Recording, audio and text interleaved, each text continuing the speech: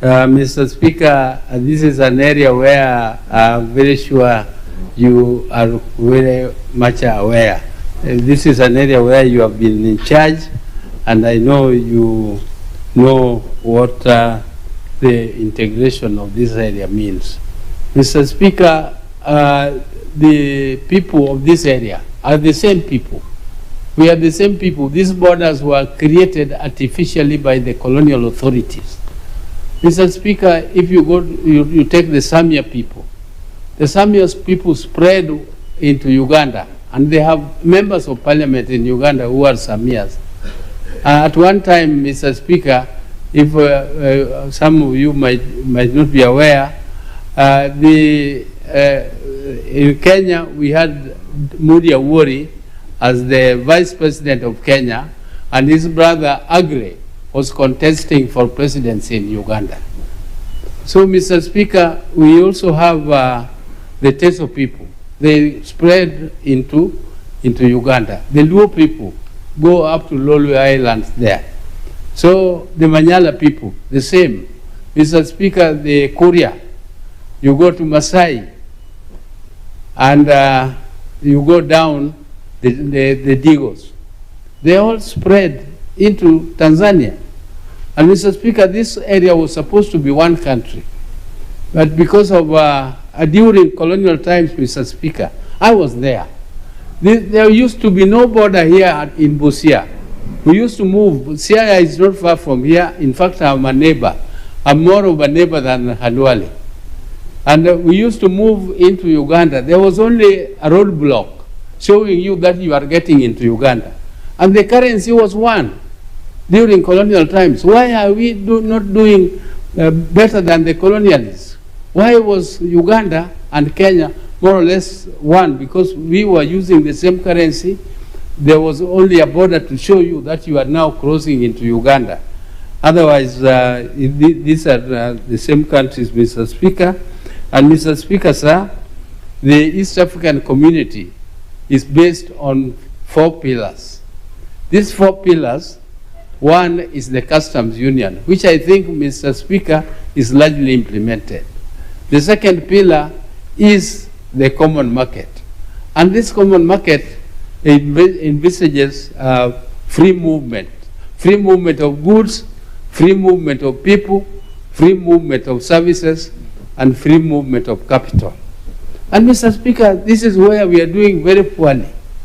Because on the free movement of people, you had Honorable Adama telling you how expensive it is to fly to Kampala here.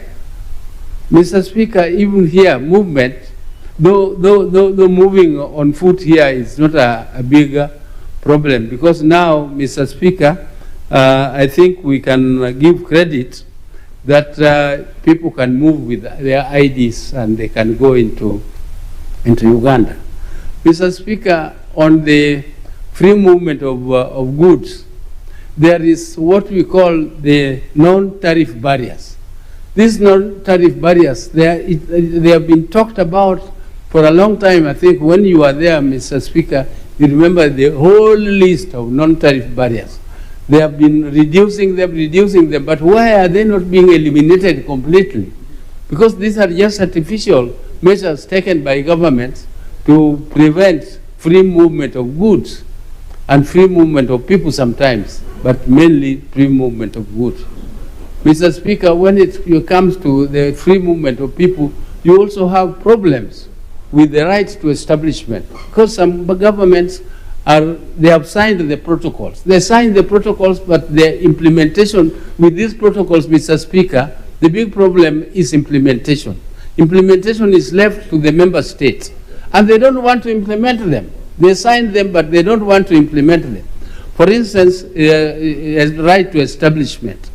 The Tanzanian government, I think, sometimes fears that Kenyans are very greedy. They might nyakua all their land there. But, Mr. Speaker, that is not true.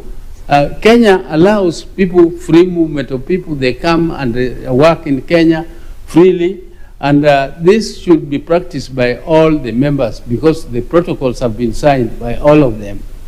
And it is a problem of implementation. Mr. Speaker, we also have a problem in Lake Victoria. This lake is supposed to be 1 minute to conclude your thoughts, Honorable Senator.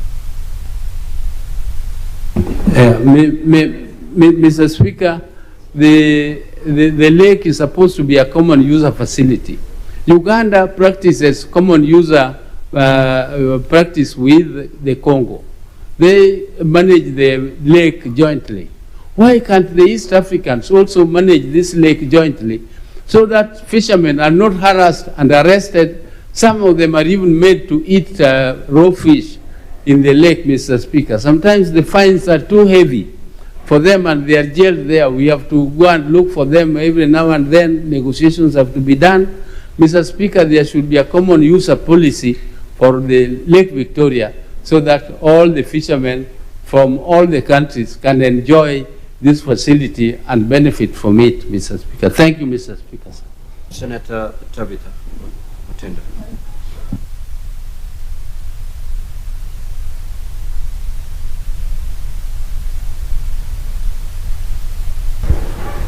Thank you, Mr. Speaker.